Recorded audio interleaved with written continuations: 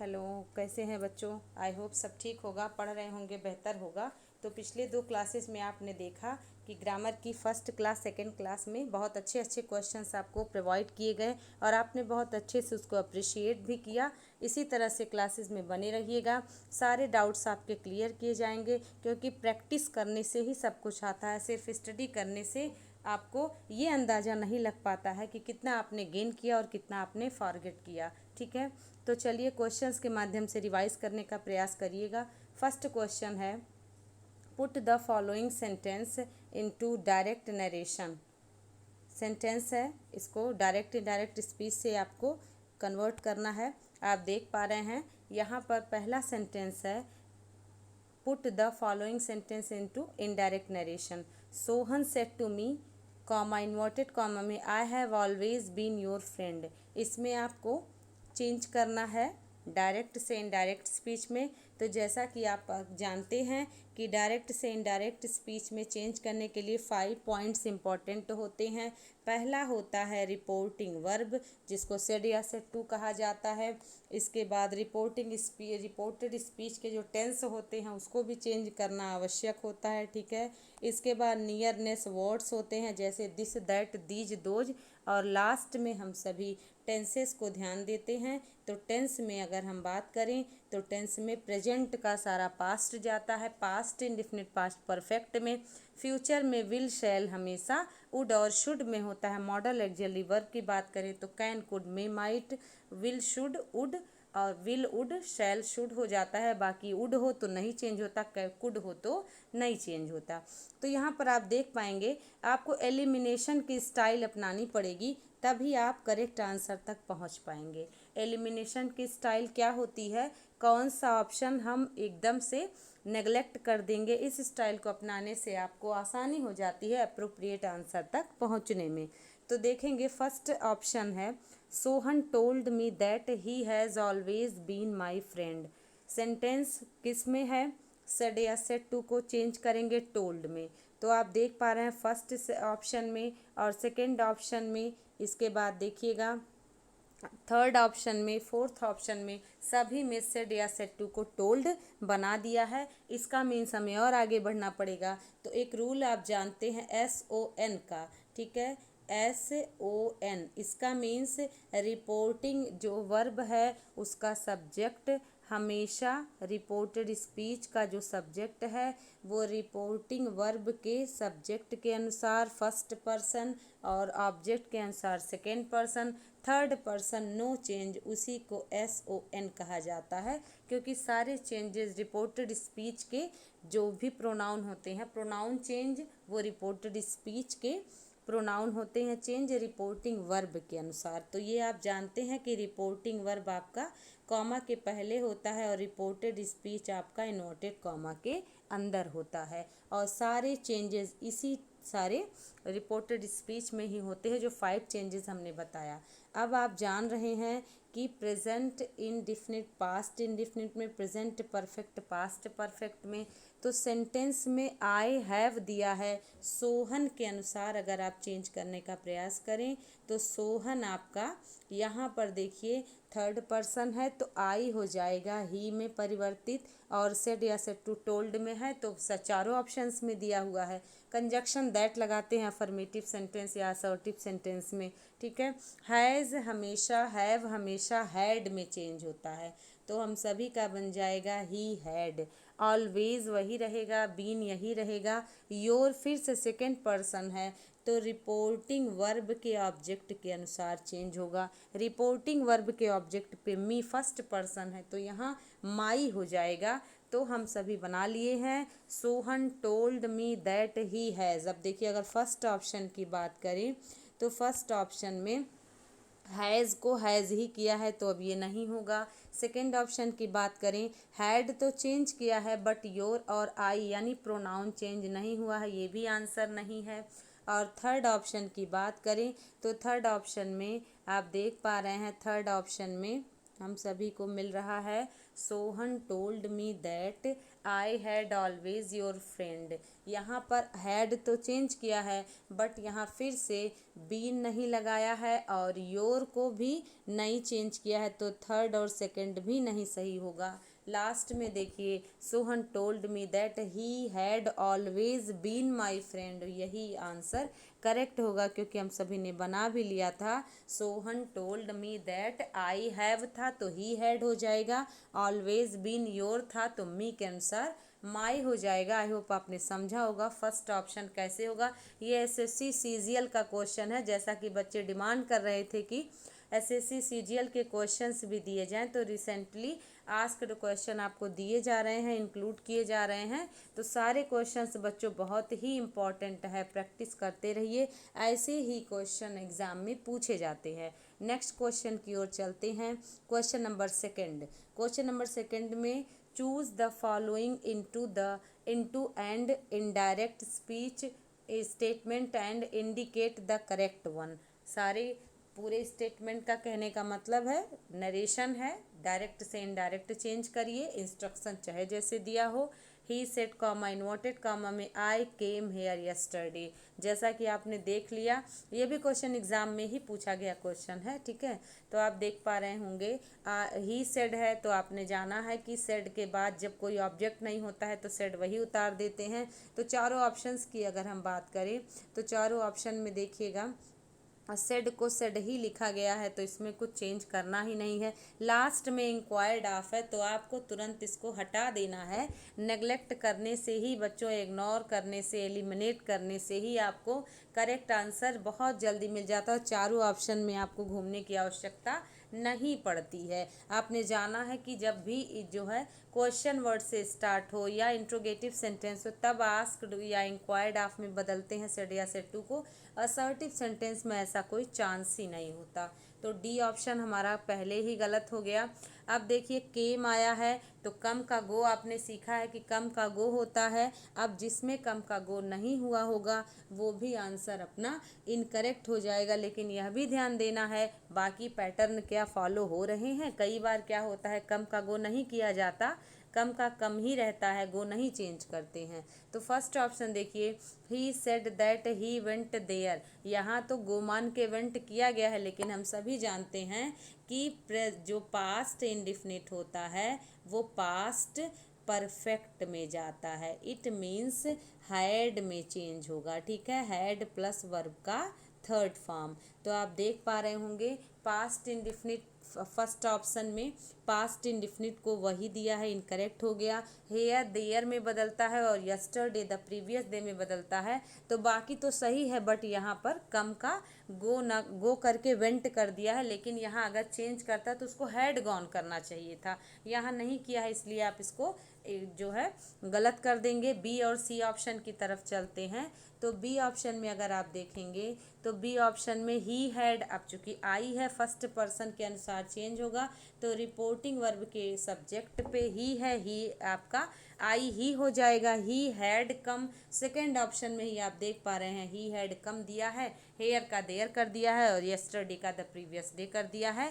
Third option भी आपका incorrect है, बट वाई आप देख पा रहे होंगे यहाँ पर ही केम को ही कर दिया है। इट मीन्स प्रोनाउन चेंज किया है, टेंस चेंज नहीं किया है, और टेंस चेंज होगा ही होगा।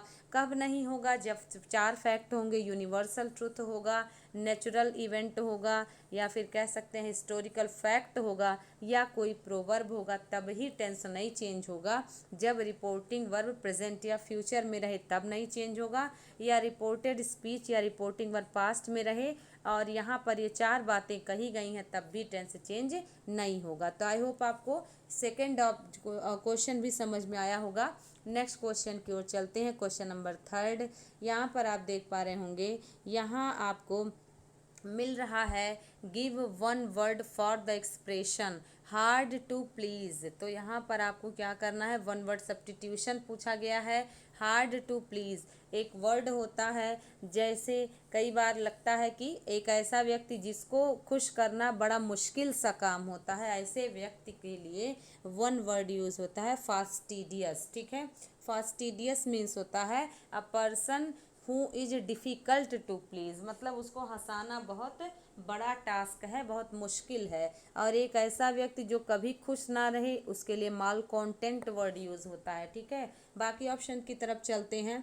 बाकी ऑप्शन में ब्रिटल दिया है, तो ब्रिटल मीन्स होता है फ्रेजाइल। ठीक है, FRAGILE, आप भी स्पेलिंग नोट करते चलिएगा। फ्रेजाइल मीन्स होता है इजी टू ब्रेक। ठीक है ना, इजी टू ब्रेक, यानी कि जिसको आप कह सकते हैं ना बहुत नाजुक या भंगुर एक शब्द होता है कि तुरंत टूट जाए, इसके लिए ब्रिटल या फ्रेजाइल वर्ड यूज़ होता है। आइडियल और केयरलेस आप जानते हैं। चलिए नेक्स्ट क्वेश्चन की तरफ चलते हैं, क्वेश्चन नंबर 4 की तरफ। क्वेश्चन नंबर 4 में हम देखेंगे, give a one word substitution for a student or a person who absent himself from class or duty without permission। ये सब आप फैमिलियर हैं इस सेंटेंस से।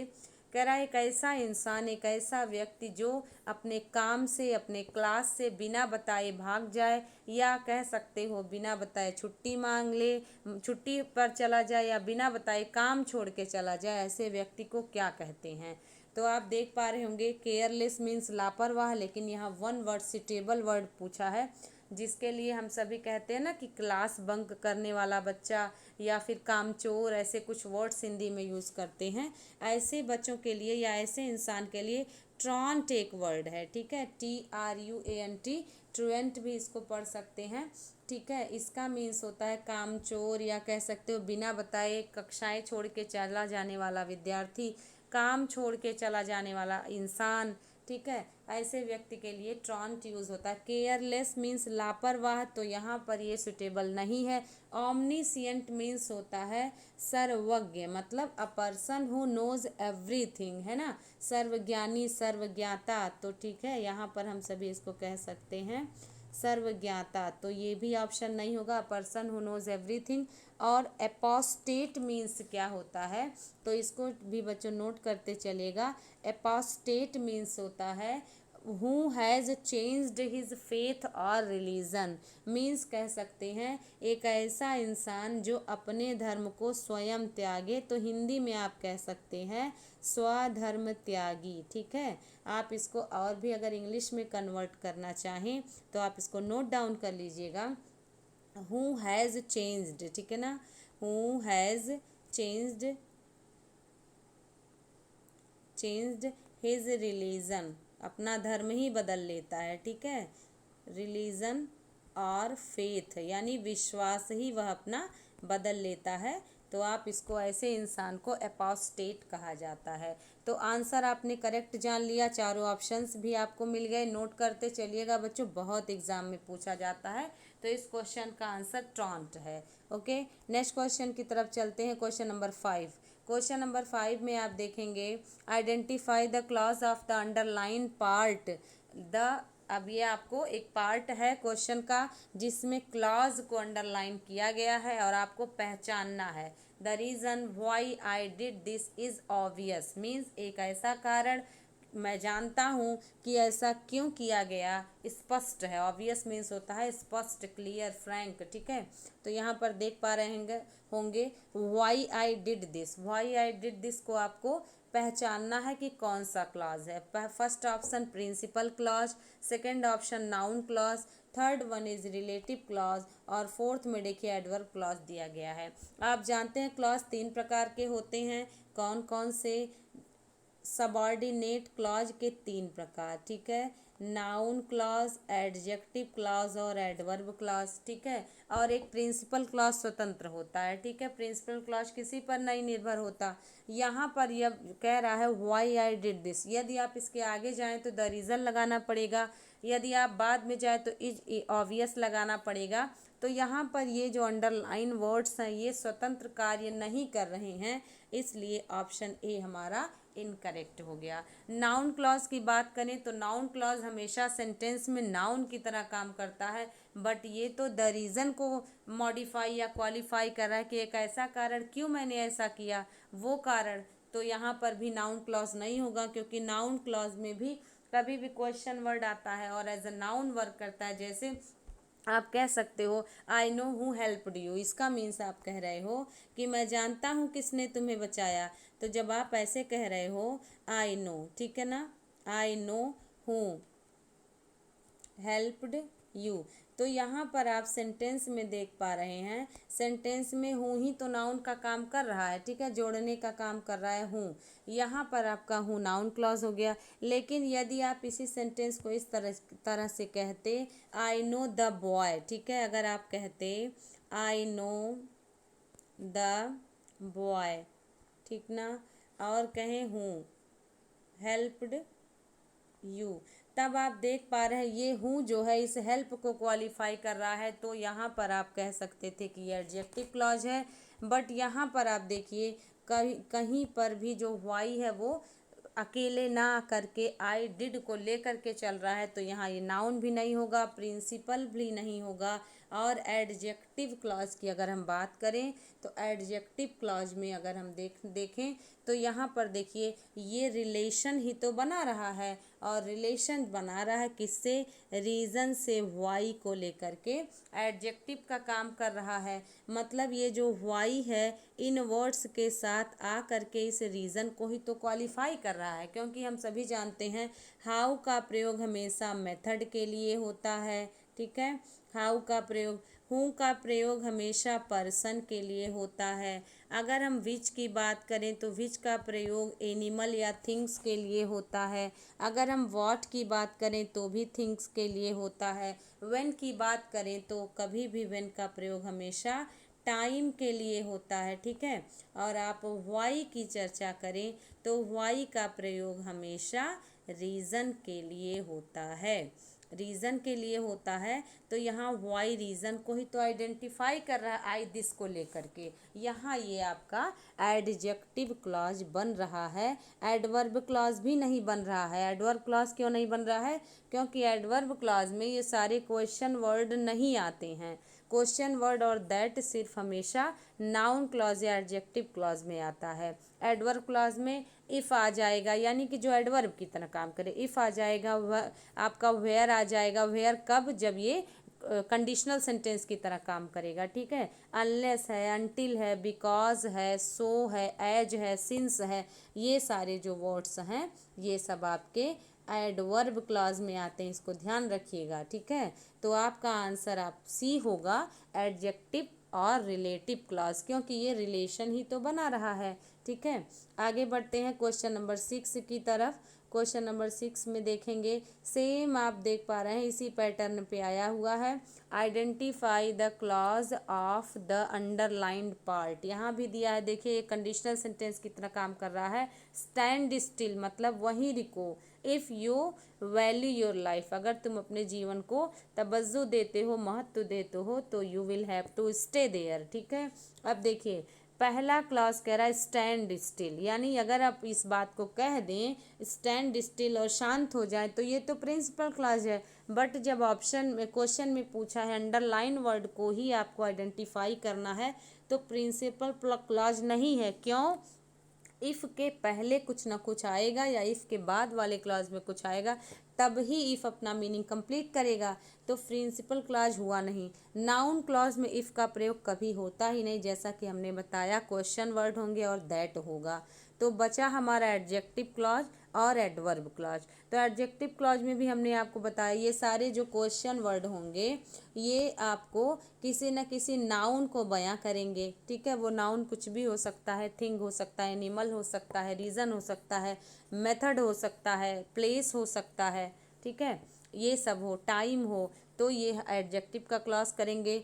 इफ़ का प्रयोग, ठीक है, अनलेस का प्रयोग, अनटिल का प्रयोग, इसको नोट भी कर सकते हैं आप, एज का प्रयोग, सो दैट का प्रयोग, ठीक है, प्रोवाइडेड दैट का प्रयोग, इस तरीके से आप इसको नोट भी करें, प्रोवाइडेड दैट का प्रयोग। और आगे बढ़ें तो एज सून एज का प्रयोग, या कह दें व्हेन के साथ जब देन वाली परिस्थिति आती है तो आप कॉमा लगाते हैं, इसका प्रयोग, सिंस का प्रयोग, ठीक है। आगे बढ़ते हुए देखिएगा, सिंस का प्रयोग इस तरीके से, ये सब आपको एडवर्ब क्लॉज में आते हैं। इफ़ का प्रयोग तो आपको बार बार पूछा गया है, तो आपका आंसर हो जाएगा एडवर्ब क्लॉज है इफ़। क्यों? एक प्रिंसिपल क्लॉज, दूसरा एडवर्ब क्लॉज। इसको अगर आप adverb clause, adjective clause, noun clause नहीं भी कहेंगे तो ये सबऑर्डिनेट क्लॉज है प्रिंसिपल क्लॉज के को जो फॉलो करता है। नेक्स्ट क्वेश्चन की तरफ चलते हैं। Find out the correct sentence. यहाँ देख पा रहे होंगे आप 4 सेंटेंसेस एक ही वाक्य को बनाए गए हैं, एक ही वाक्य पर आधारित। पहला सेंटेंस कह रहा है he was astonished at his success, he was astonished in his success. और थर्ड कह रहा है he was astonished on his success. और लास्ट है he was astonished for his success. आप ध्यान है एस्टोनिश्ड, ठीक है। एस्टोनिश्ड मीन्स होता है सरप्राइज, यानी कि आश्चर्यचकित होना। अब एक बात ध्यान रखिएगा, एस्टोनिश्ड हो गया, अलार्म हो गया, ठीक है, अलार्म हो गया। और आप कह सकते हैं लुक एट का प्रयोग इस तरीके से, look at, alarm at, good eight. जैसे आप कहोगे आपके का मैथमेटिक्स अच्छा है तो आप कहोगे I am good at my mathematics या मैथमेटिक्स, एट का प्रयोग। फिर आप सरप्राइज के साथ भी जब थिंग की बात करते हैं तो आप जो है एट का प्रयोग कर सकते हैं। एंग्री के साथ जब आप यूज करते हैं थिंग को तो भी एट का प्रयोग करते हैं। अलार्म के साथ एट का प्रयोग कर सकते हैं, एस्टोनिश्ड के साथ एट का प्रयोग करते हैं। तो यहाँ पर हम सभी एस्टोनिश्ड एट कहेंगे, ना कि astonished in, astonished on, astonished for. ये सारे ऑप्शंस गलत हैं, याद से नोट कर लीजिएगा। Astonished at, alarm at, good at, look at, angry at. It means आप कॉमनली ऐसे भी समझ सकते हैं कि जब डायरेक्शन की बात हो या फिर कभी भी किसी थिंग की बात हो तो मोस्टली आप एट का यूज़ करते हैं। क्वेश्चन नंबर 8 की तरफ चलते हैं। क्वेश्चन नंबर 8 में आप देख पा रहे होंगे he is one of those boys who are wicked. यहाँ भी करेक्ट ही छांटना है, find out the correct sentence. He is one of those boys who are wicked, he is one of those boys who are wicked. और C है he is one of those boy who is wicked. ही D है he is one of those boy who are wicked. आप देख पा रहे होंगे अगर आप चारों ऑप्शन को मिलाएं तो दोज तक सेम है, ठीक है। यानी जो भी कॉम्प्लिकेशन है boys who are wicked, who is wicked, boy who is wicked या बॉय हु आर विक्ड में ही अंतर है। कौन सा सही होगा फटाफट आंसर कीजिए बच्चों। देखिए यहाँ पर एक रूल काम करता है, इसको नोट भी करते चलिएगा। जब आपको वन, ठीक है, आप इसको ऐसे भी लिख सकते हैं, सेंटेंस में वन ऑफ द, ठीक है, आ रहा है तो हमेशा उसके साथ जो नाउन होगा वो प्लूरल होगा और जो हेल्पिंग वर्ब होगा वो हमेशा सिंगुलर होगा। ये एक नियम हो गया, इसको अलग से नोट करें। One of the plus plural noun plus singular helping verb, इसको नोट करें, नोट हो गया होगा। दूसरा आपका रूल है जो इस सेंटेंस में काम कर रहा है वो है, उसको नोट करिए। अगर वन, ठीक है, ऑफ द दिया हुआ है, इसके बाद जो नाउन है वो तो प्लूरल रहेगा, बट यदि, ठीक है, यदि आपका अगर उसमें कोई रिलेटिव प्रोनाउन जैसे दैट हो गया या हु हो गया, विच हो गया, कुछ ऐसे अगर आ जाता है तो आपको ध्यान रखना होगा। ऐसी परिस्थिति में ये जो आपने इसके पहले वाले रूल में यहाँ पर नाउन को सिंगुलर किया था वो जस्ट आपका प्लूरल में बदल जाएगा, जो हेल्पिंग वर्ब आपने सिंगुलर किया था। तो यहाँ पर आप देखिए, अब आपने नोट कर लिया होगा, मैं फिर से बता रही हूँ, आप इसको ध्यान से लिखें कि अगर वन ऑफ द है, one of the plus plural noun plus singular helping verb, but यदि वन ऑफ द के बाद नाउन तो प्लूरल रहेगा, दैट या हु हो जाए, ठीक है, दोज हो जाए, इस तरीके से कुछ भी हो जाए, विच हो जाए, कुछ ऐसे रिलेटिव प्रोनाउन आ जाएं तो तुरंत आपको जो हेल्पिंग वर्ब सिंगुलर था वो प्लूरल में बदल जाएगा, जो कि इस सेंटेंस में काम कर रहा है। तो अब आप देख पा रहे होंगे रूल भी आपने सीख लिया। He is one of those boys who are wicked. आप देखिए फर्स्ट ही अपना आंसर करेक्ट मिल गया, सेकंड क्यों इनकरेक्ट है, क्योंकि आपको बताया गया ही is one of those boys, यहाँ तक तो सही है, हूँ भी सही है, बट जो आपको बताया गया कि हेल्पिंग वर्ब प्लूरल होगा वो सिंगुलर है, इसलिए गलत हो गया। सी देखिएगा, हेल्पिंग वर्ब तो सिंगुलर है ही, लेकिन जो दोस्त के बाद बॉयज़ आना चाहिए था वो भी सिंगुलर है, इसलिए सी भी इनकरेक्ट हो गया। और डी में हूँ के साथ आर तो आया है बट बॉयज़ नहीं आया है, इसलिए डी भी इनकरेक्ट हो गया। मतलब वह उन लोगों में से है जो विक्ड मीन्स होता है दुष्ट, ठीक है ना, ऐसी पर्सनैलिटी जो अपने निगेटिविटी या डिफेम स्टाइल के लिए फेमस हो, that is called wicked person, ठीक है। तो यहाँ पहला क्यों सही होगा, इन दोनों रूल्स को नोट करिएगा। एग्ज़ाम में ये सब ओरिएंटेड पॉइंट हैं, पूछे जाते हैं ऐसे क्वेश्चंस, ठीक है। आगे बढ़ते हैं क्वेश्चन नंबर 9 की तरफ।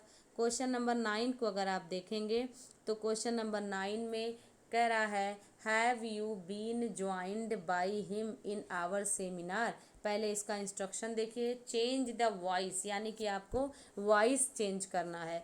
तो दोस्तों active to passive, passive to active दोनों पूछता है। तो यहाँ पर आप देखिएगा दिया गया सेंटेंस एक्टिव में है कि पैसिव में, ये फाइंड आउट करना आवश्यक है। आप थर्ड फॉर्म देख पा रहे हैं, बीन देख पा रहे हैं और बाई देख पा रहे हैं, और बाई के द्वारा डूअर को देख पा रहे हैं, ठीक है। तो आप देखते हैं कि सब्जेक्ट वर्ब और ऑब्जेक्ट होता है पैसिव वॉइस में। जब आप इसको चेंज करते हैं तो इस तरीके से सब्जेक्ट ऑब्जेक्ट के स्थान पे और ऑब्जेक्ट सब्जेक्ट के स्थान पे चला जाता है। ये वर्ब दो भागों में बढ़ जाता है, एक हो जाता है हेल्पिंग वर्ब, दूसरा हो जाता है मेन वर्ब, और वो वर्ब के थर्ड फॉर्म के रूप में हर हाल में रहता है, ठीक ना। तो ये देखिए इस सेंटेंस में जो आपको इंस्ट्रक्शन दिया गया है, इंस्ट्रक्शन में कहीं नहीं दिया गया है कि मैं एक्टिव हूँ या पैसिव हूँ, या एक्टिव से पैसिव में बनाना, ये आपको खुद ही फाइंड आउट करना पड़ेगा। तो अब आपने देख लिया कि have we been joined by him, इसका मीन्स हम सब उसके द्वारा हमें ज्वाइन किया गया हमारे ही सेमिनार में। ये क्वेश्चन पूछा जा रहा है क्या उसके द्वारा हमें हमारे सेमिनार में ज्वाइन किया गया। तो यहाँ पर क्या हो जाएगा, ये सेंटेंस पैसिव वॉइस में दिया है, आपको एक्टिव ढूंढना है। इसका मीन्स आपको ध्यान देना होगा कि हैव वी बीन, तो ये कौन सा टेंस है, पहले टेंस पहचानेंगे। ये टेंस आपका प्रेजेंट परफेक्ट कॉन्टिन्यूअस है। प्रेजेंट परफेक्ट कॉन्टिन्यूअस किस में चेंज हो जाएगा, तो प्रेजेंट परफेक्ट टेंस ही प्रेजेंट परफेक्ट कॉन्टिन्यूअस में जाता है, ठीक है। इसको अगर आप शुरू से सुनना चाहें तो प्रेजेंट इंडिफिनिट आप देखते हैं इज एम आर में चेंज हो जाता है, ठीक है, इज एम आर में चेंज हो जाता है, वर्ब का थर्ड फॉर्म लग जाएगा। अगर आपका पास्ट इंडिफिनिट है तो वो वॉज वर्ब में चेंज हो जाता है, वर्ब का थर्ड फॉर्म लग जाता है। प्रेजेंट परफेक्ट है तो प्रेजेंट परफेक्ट कॉन्टिन्यूअस में, और पास्ट परफेक्ट है तो वो पास्ट परफेक्ट कॉन्टिन्यूअस में चला जाता है, ठीक है। तो पास्ट परफेक्ट कॉन्टिन्यूअस में जब गया है तो आपने देख लिया कि यहाँ पहले ऑप्शन में विल है, इनकरेक्ट हो गया। सेकंड में प्रेजेंट कॉन्टिन्यूअस है, ये भी गलत हो गया। थर्ड की बात करें तो present perfect tense present perfect continuous में जाता है, तो सी ऑप्शन करेक्ट है। बस आप इतना अगर जो है टेंस को कौन सा किस में चेंज होता है यही लर्न कर लें तो भी आप इसमें आंसर फाइंड आउट कर सकते हैं। इस तरीके से देखिए इन आवर सेमिनार ये चारों सब बराबर है, सिर्फ यहीं अगर फोर्थ की बात करें तो आई दे दिया है तो ये गलत कर देंगे आप, और आपका विल इज और हैड नहीं होगा, थर्ड होगा, क्योंकि प्रेजेंट परफेक्ट कॉन्टिन्यूअस में। आई होप बच्चों समझ में आया होगा। चलते हैं क्वेश्चन नंबर 10 की तरफ। क्वेश्चन नंबर 10 की बात करें तो क्वेश्चन नंबर 10 में देखिए यहाँ पर भी सेम आपका यही स्टाइल है। यहाँ पर भी आपको क्या करना होगा, आप देख पा रहे हैं पैसिव वॉइस में चेंज करना होगा, ठीक है। अब देखिए give the passive voice of do you understand what I mean, कह रहा है क्या तुम जानते हो कि मेरा क्या मतलब है। यहाँ पर देख पा रहे हैं आप, इसको पैसिव वॉइस में चेंज करना है। तो दिया गया सेंटेंस एक्टिव में है, आपको पकड़ना होता है सेंटेंस में कि बाई यू। अब आप देखिए बाई यू तो सब में दिया हुआ है, तो बाई यू सब में दिया हुआ है, तो आपको टेंस फिर पहचानना पड़ेगा। डू यू अंडरस्टैंड कौन सा टेंस है? डू यू अंडरस्टैंड आप देख पा रहे हैं कि प्रेजेंट इंडेफिनिट है, तो प्रेजेंट इंडेफिनिट किस में जाएगा? प्रेजेंट इंडेफिनिट जाएगा प्रेजेंट कॉन्टिन्यूअस में। तो किस में है? Do you understand what I mean. अब इसको पलट दिया है, तो जिस भी प्रकार से बनाए आपको उसी प्रकार से मुड़ जाना है अकॉर्डिंग टू ऑप्शन। आपको ये नहीं सोचना मैंने ऐसे तो नहीं ऐसे पढ़ा है। आप जाएंगे कहाँ? चार ऑप्शन से बाहर। जो भी चार ऑप्शन दिया होगा वही चारों ऑप्शन में ही आपको मैनेज करके अपने आंसर को ढूंढना है, ठीक है। तो देखिए, do you understand what I mean. अब जो ये आई है वो आई आपका किस में जाएगा? बाई मी में जाएगा। आप देख पा रहे हैं, बिना दिमाग लगाए आप देखिए, चौथे यही ऑप्शन में बाई मी है, क्योंकि आई मीन तो मीन आपका थर्ड फॉर्म मीन्ट में आएगा। पहले में व्हाट मी मीन है, तो मीन कभी भी वर्ब का थर्ड फॉर्म मीन्ट बनता है। बाई का कोई मतलब ही नहीं बना जब आगे ही आपको गलती नज़र आ गई। सेकेंड ऑप्शन में व्हाट आई मीन वही का वही उतार दिया है, अंडरस्टूड बाई यू, ये भी गलत हो गया, ठीक ना।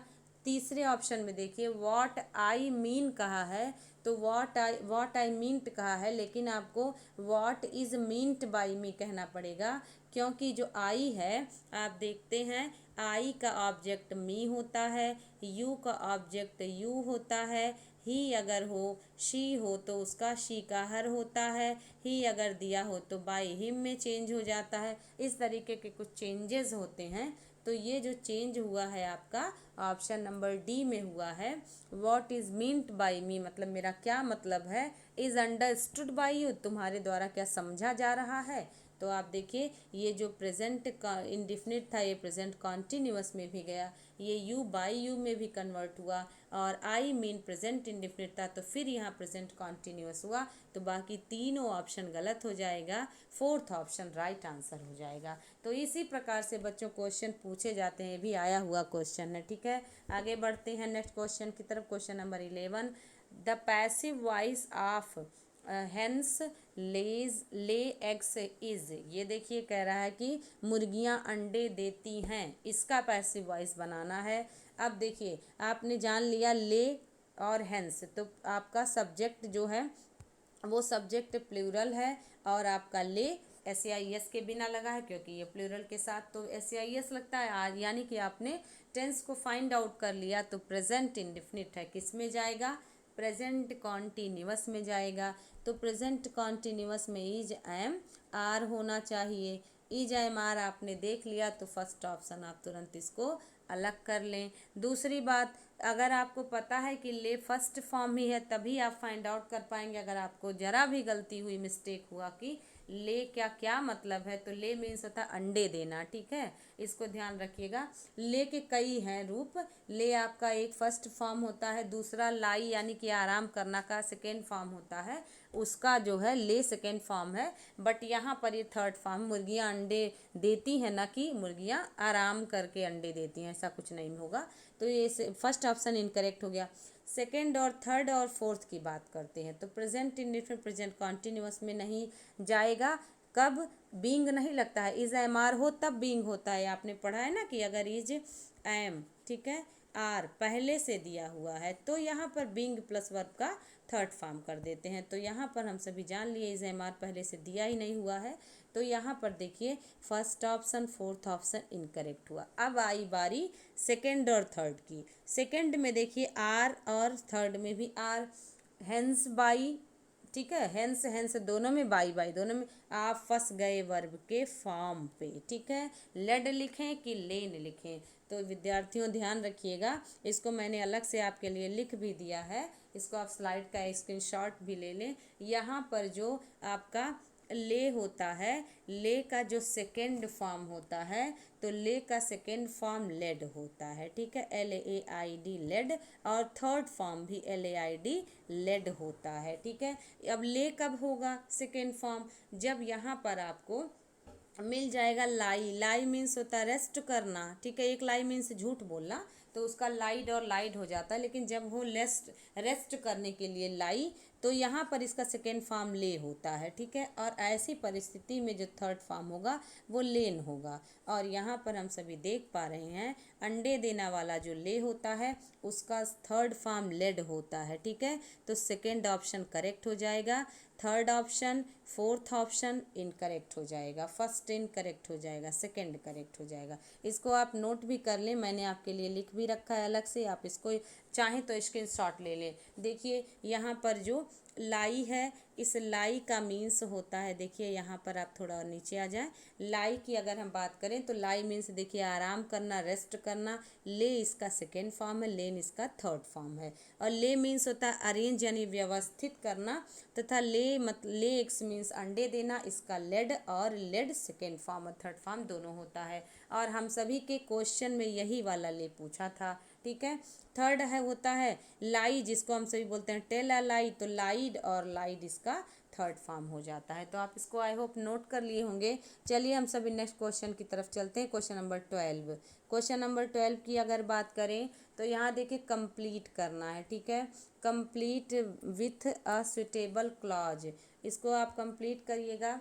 इफ़ वाले सेंटेंसेस के रूल आपने पढ़ रखे हैं। इफ़ में अगर हैड हो, ठीक है, तो बाद वाले में क्या होगा, would have, should have, could have plus verb का थर्ड फॉर्म। यदि आपको लास्ट क्लास याद होगी तो आपने आंसर को फाइंड आउट कर लिया होगा। यहाँ हम सभी का उत्तर हो जाएगा option number C. Option number C में कह रहा है if he had asked me, यदि वह मुझसे यदि उसने मुझसे पूछा होता तो मैं उसका मदद किया होता, ठीक है। ऑप्शन नंबर सी अपना आंसर है। यदि यहाँ पर हैड हटा देते तो वुड सही हो जाता, और बाकी हैड हेल्प होता नहीं, क्योंकि आपने पढ़ रखा है पास्ट हो तो पास्ट परफेक्ट होता है, ठीक है। पास्ट परफेक्ट हो तो वुड हैव, शुड हैव, जो कि कल बताया गया था। जो विद्यार्थी नहीं जान पाए हैं वो विद्यार्थी कल के क्लासेस को फिर से देख लेंगे तो आपके सारी समस्याओं का समाधान हो जाएगा।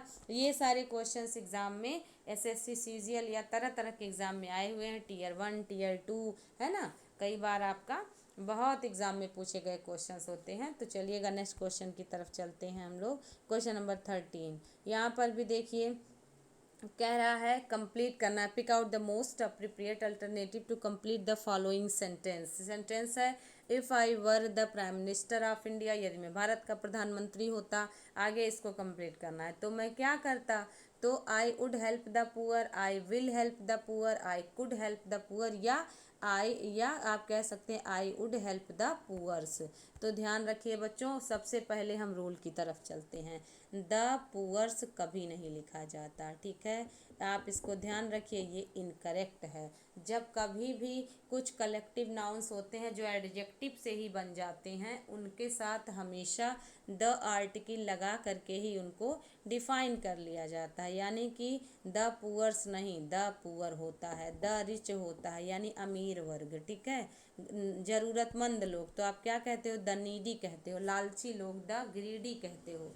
तो यहाँ पर द पुअर वाला ऑप्शन सही होगा। द पुअर से जब कोई वर्ड ही नहीं होता तो आप पहले ही इसको कट कर दीजिए, ठीक है। अब देखिए पहले दूसरे तीसरे में आ जाएं। आई वुड हेल्प द पुअर, यदि मैं प्रधानमंत्री होता तो क्या करता, मैं गरीबों की मदद करता। ये एक कंडीशनल सेंटेंस होता है जो कि इमेजिनेशन बेस्ड होता है, यानी कि कल्पना है, ना हम प्रधानमंत्री हो पाएंगे ना गरीबों की मदद करेंगे। इस सेंटेंस के अनुसार आप देख पा रहे होंगे यहाँ पर ऐसे में आई वर, ही वर, शी वर कुछ ऐसे होता है। रूल भी अगर देख लीजिए तो एज इफ़ होता है या एज दो होता है, ठीक है। THOUGH, इनके साथ कभी भी कोई भी सब्जेक्ट हो, चाहे ही, शी, इट, दे, सबके साथ हमेशा वर का ही प्रयोग करते हैं। वह होता ही वर, शी वर, है ना। आमतौर पे ही और शी के साथ वॉज का ही प्रयोग किया जाता है, लेकिन ऐसे सेंटेंसेस में मान लिया जाता है, ठीक ना। तो अब देखिए आंसर की तरफ आप आ गए होंगे, आपने आंसर भी करना शुरू कर दिया है। आप देखिए आई वुड हेल्प द पुअर सही होगा, विल नहीं क्योंकि आगे पास्ट है तो फ्यूचर कैसे हो सकता है। मदद कर सकता था, जब आप प्रधानमंत्री ही नहीं हो तो मदद कैसे कर सकते थे। आप भी कल्पना कर रहे हो, सेंटेंस भी कल्पना ही कर रहा है। ओके, तो चलिए इस रूल के अनुसार क्वेश्चन नंबर 13 में क्या होगा आपने समझ लिया। क्वेश्चन नंबर 14 की तरफ चलते हैं। यहाँ देखिए पंक्चुएशन से रिलेटेड क्वेश्चन आया है। पंक्चुएशन आप जानते हैं बच्चों, पंक्चुएशन में हमेशा आपको comma, full stop, inverted comma, hyphen, semicolon, colon, question mark, इन सभी को यूज़ करके एक मीनिंगफुल सेंटेंस बनाना होता है। तो इन चारों में से कौन सा सही है? सेंटेंस फर्स्ट है, he asked me whether I had written my exercise. एक ही सेंटेंस चार तरह से लिखा हुआ है, बस आपको पंक्चुएशन के मार्क को देखना होगा। पहले में ही आस्क्ड मी कॉमा कर दिया, और देखिए इन्वर्टेड कॉमा नहीं किया। आंसर आप सभी भी देते चलिए और बहुत ध्यान से नोट करिएगा। ही आस्क्ड मी वेदर, यहाँ पर जब आगे कॉमा नहीं दिया है, पीछे कॉमा दिया है, तो ये इनकरेक्ट हो गया। और दूसरी बात, आप नरेशन में पढ़े ही हैं, जब हम सेड या सेड टू को चेंज कर देते हैं तो कोई भी पंक्चुएशन मार्क का यूज़ नहीं करते हैं, सिर्फ जो इन्वर्टेड कॉमा है बल्कि उसको रिप्लेस करके वेदर या इफ़ का प्रयोग करते हैं। तो यहाँ पर कॉमा और यहाँ पर कॉमा लगाने का कोई मतलब ही नहीं है। First option incorrect.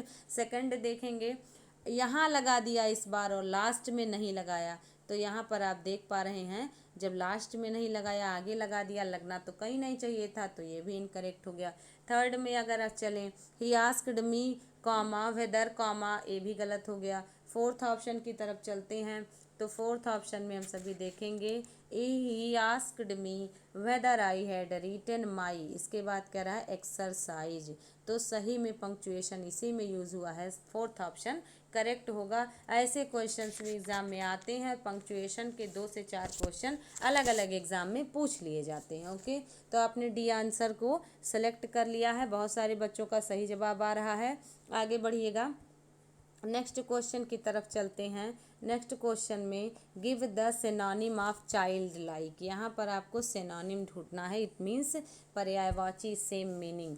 Child like means क्या होता है? बचकाना, यानी बच्चों जैसा, बचपना, कुछ ऐसे वर्ड्स हिंदी में यूज़ होते हैं। तो चाइल्ड लाइक, एक चीज़ ध्यान रखिएगा, वर्दी अगर हो, WHRWORTHY, वर्दी हो, ठीक है, सम हो, इसको ध्यान रखिएगा, लाइक हो, ऐसे हो, और आपका क्या हो, इश हो, ISH, ठीक। ये सारे अगर सफिक्स कहीं यूज़ हुए हैं, ठीक है, वर्ड को पहचानना सीखिए, सफिक्स कहीं यूज़ हुए हैं तो ये एडजेक्टिव होते हैं, ठीक ना। लाइक वर्ड यूज़ हो गया, जैसे वर्दी, ट्रस्ट वर्दी यानी विश्वास करने लायक, या कह दो ट्रबलसम यानी परेशानी भरा, लाइक जैसे चाइल्ड लाइक आप कह सकते हो, ठीक ना। और आपका इस तरीके से, तो अब देखिए इश वर्ड है, जैसे ब्लैकिश, रेडिश, चाइल्डिश, ISH आ गया, और जो वर्ड है वो भी आपका एडजेक्टिव में है, तो आपका देखिए सिंपल नहीं है, चाइल्डिश करेक्ट आंसर है। चिल्ड्रेन तो नाउन बना दिया, कलेक्टिव नाउन, ठीक है, आपका इस तरीके से कह सकते हैं, चिल्ड्रेन बना दिया collective noun. All of the above होगा नहीं, तो अपना आंसर क्या करेक्ट हुआ, चाइल्डिश। नोट कर लीजिएगा, इसको एग्ज़ाम में आया हुआ क्वेश्चन है, ठीक है। आगे बढ़ते हैं क्वेश्चन नंबर 16 की तरफ। व्हाट आर डिजर्ट्स, बहुत अच्छा क्वेश्चन है, आया हुआ क्वेश्चन है, ठीक है, SSC CGL 2018 में पूछा हुआ है। क्वेश्चन कह रहा है व्हाट आर डिजर्ट्स, आप सभी कंफ्यूज हो जाएंगे इसको देख करके। पहला ऑप्शन कह रहा है लार्ज वाटरलेस एरियाज, बहुत से बच्चे रेगिस्तान वाली मीनिंग निकाल रहे होंगे, ठीक है। रेगिस्तान वाले डिजर्ट की स्पेलिंग क्या होती है, फटाफट आंसर करिए, बताइए। फर्स्ट ऑप्शन कह रहा है लार्ज वाटरलेस एरिया, सेकंड कह रहा है पुडिंग्स, थर्ड कह रहा है बोथ ऑफ दीज, और फोर्थ कह रहा है नन ऑफ दीज। जरा सा अगर आपने चूक किया तो आपका आंसर गलत हो सकता है, ध्यान रखिएगा।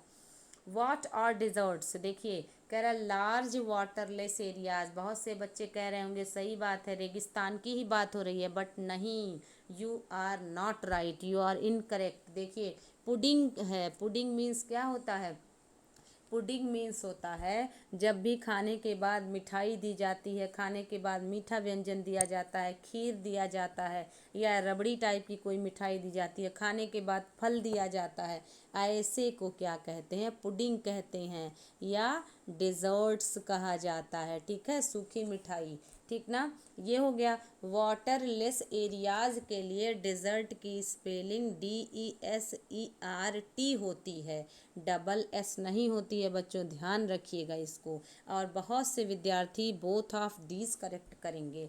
क्यों? क्योंकि उन्हें कन्फ्यूज़न हो सकता है डबल एस है कि एक एस है। तो DESERT इसको नोट कर लीजिएगा। DESERT डेजर्ट की बात करें तो इसको बोलते हैं रेगिस्तान, ठीक है, यानी कि लार्ज वाटरलेस एरिया। लेकिन अगर हम लोग डेजर्ट्स की बात करें तो डेजर्ट्स मीन्स क्या होता है, आप इसको केक कह सकते हो, पाई कह सकते हो, a serving of fresh fruit after the main course of a meal कह सकते हो, ठीक है। या हिंदी में जाने तो मीठा व्यंजन, खाने के बाद की मिठाई या खाने के बाद फल, कुछ भी आप समझें तो आंसर आपका पुडिंग सही होगा। ये ध्यान देने योग्य क्वेश्चन था। क्वेश्चन नंबर 17 की तरफ चलते हैं। क्वेश्चन नंबर 17 देखिए, अ गुड जज never jumps the conclusion. Preposition based question है बच्चों, बहुत एग्जाम में पूछा जाता है। Jump at, jump for, jump to या जंप ऑन, ठीक। बहुत सारे बच्चे ऑन लगाएंगे कंक्लूज़न को देख के, बहुत सारे एट लगाएंगे, बहुत सारे बच्चे के लिए का मीनिंग निकाल के फॉर भी लगा सकते हैं। बट एट लगाने वाले बच्चे भी गलत हैं, ठीक ना। आप देखिए, फॉर लगाने वाले भी गलत हैं, ऑन लगाने वाले भी गलत हैं। जो लग रहा था ये तो नहीं ही होगा, वही अपना करेक्ट आंसर है टू। क्यों है इसको समझिएगा। देखिए, जंप टू द कंक्लूज़न, ये क्या है, ये एक फ्रेज होता है, ठीक है, इसको नोट करते चलिएगा, ठीक ना। जंप टू द या टू कंक्लूजन, ये एक फ्रेज है, ठीक ना। इसका मीन्स क्या होता है? इसका मीन्स होता है to guess the fact about a situation without having enough information, यानी बिना ज़्यादा इंफॉर्मेशन के, पर्याप्त इंफॉर्मेशन के किसी फैक्ट को जज करना। तो आप देख पा रहे हैं कोई भी जज कभी भी बिना फैक्ट के, ठीक है, without proof, without evidence, without fact, he can not jumps to the conclusion, ना कि at the conclusion, for the conclusion, on the conclusion. तो बच्चों इसको नोट कर लीजिएगा, ये एक फ्रेज है, जंप टू कंक्लूजन मतलब बिना फैक्ट के तथ्य पर या निर्णय पर पहुंचना, ठीक है। तो चलिए, आपने किया सही, आगे बढ़ते हैं क्वेश्चन नंबर 18 की तरफ। क्वेश्चन नंबर 18 में हम देख पा रहे हैं जैकोब, ठीक है, Jacobs house is dash the way dash Delhi and Noida, Delhi and Noida. And से आपको पता चल गया कि टू तो नहीं ही होगा, क्या होगा, बिटवीन होगा। तो यहाँ पर चलिए आपने कंफर्म कर लिया कि बिटवीन होगा, ठीक है। बिटवीन दो लोगों के लिए यूज़ भी किया जाता है। अमंग की बात करें तो मोर देन टू होता है, दो से अधिक के लिए। तो बिटवीन कंफर्म हो गया। अब नियर और अक्रॉस, टू टू इनकरेक्ट हो गया। आगे आ जाएंगे, आगे वाले में क्या फिलअप करेंगे। जैकोब का घर रास्ते पर है कि रास्ते में है? यहाँ विद्यार्थियों ध्यान रखिएगा, रास्ते पर सिचुएटेड होता है, ठीक है, ऑन द वे होता है, ना कि इन द वे, ठीक है।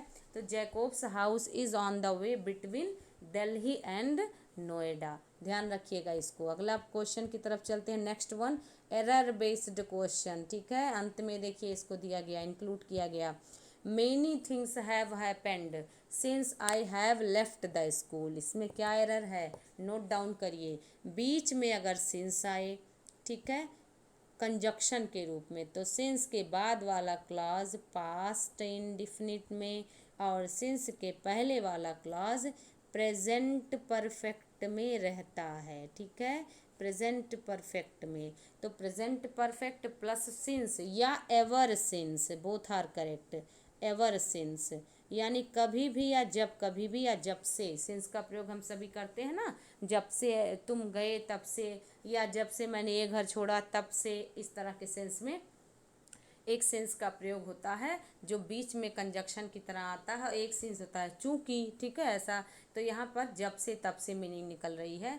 तो सिंस के पहले इसको नोट करते चलिए। सिंस के पहले वाला क्लॉज आपने पढ़ा कि प्रेजेंट परफेक्ट, तो यहाँ सही है। बट आपने देखा हैपेंड तो हैड के, हैव के बाद थर्ड फॉर्म आता है, ये भी सही है। सिंस आपका आया है बीच में, ये भी सही है। आई भी सही है। है नहीं सही है। यहाँ पर आपका सी हो जाएगा, यानी कि आई लेफ्ट द स्कूल, यानी जब से मैंने स्कूल को छोड़ा बहुत सारी चीज़ें घटित हुई। ठीक है, तो आप कहेंगे I have, I think you are getting my point, I have left को इनकरेक्ट करेंगे, आप लिखेंगे आई लेफ्ट द स्कूल, जब से मैंने स्कूल को छोड़ा। क्वेश्चन नंबर 20 है बच्चों, अंतिम क्वेश्चन आ गया आज के सेशन का, नोट करिएगा। यहाँ पर देखिए अभी आपको बताया गया है, दोनों क्वेश्चन एग्जाम ओरिएंटेड क्वेश्चन है, नोट भी करते रहिए। We have lived in A slash this house ever since B slash my father has died. आपने देख लिया, एवर सिंस वर्ड आपको बताया गया है, जब कभी दिया हो तो एवर सिंस या सिंस के पहले आपका बाद में पास्ट इंडिफिनिट और पहले प्रेजेंट परफेक्ट होता है, इट मीन्स हैज़ हैव होगा। अब देखिए यहाँ पर आप देख पा रहे हैं कि हैज़ गलत हो जाएगा। माई फादर हैड डाइड मतलब मैं इस घर में तब से रह रहा हूँ जब से मेरे पिता की मृत्यु हुई। ओके, तो यहाँ सिंस को ध्यान रखिएगा इसको। तो आई होप बच्चों आपको क्वेश्चंस पसंद आए होंगे, आप बहुत धैर्य से आंसर दिए, काफ़ी आंसर्स करेक्ट भी हुए। इसी तरह से सेशन को लाइक भी करिए और अपने दोस्तों के बीच में शेयर करिएगा, क्योंकि ज्ञान बांटने से बढ़ता है। जितना ज़्यादा आप बच्चों को शेयर करेंगे बहुत से विद्यार्थियों की मदद हो जाएगी, और आप भी नोट करते चलिए। तो चलिएगा, मिलते हैं नेक्स्ट क्लास में। Thank you, thanks for your appreciation for me. Thank you.